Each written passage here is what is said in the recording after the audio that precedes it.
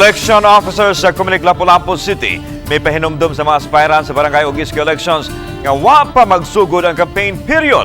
Mato ni Attorney Anjanit Hulamban, nabantayan niyang sagan sa mga buot mo kandidato. Mipahigayon unaw karavan sa wa pamulaho sa batan sa Comelec aron mo file sa ilang COC.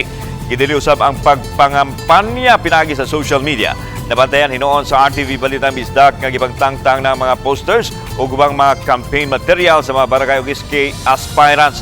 Ang campaign period magsugod sa Oktubre 19 hangtod sa Oktubre 28. Samtang wa pay po asusab ang pagdagsa sa mga mo-file sa COC sa Comelec Lapu-Lapu City. Sukad niadtong Lunes hangtod karon, way hubas-hubas ang ginakaron sa mga midagsa sa buhatan sa Comelec. Sa pagkakarondol na sa 1,000 ang nakaduso silang COC sa nagkalain-laing posisyon sa barangay ug sangguniang kabataan.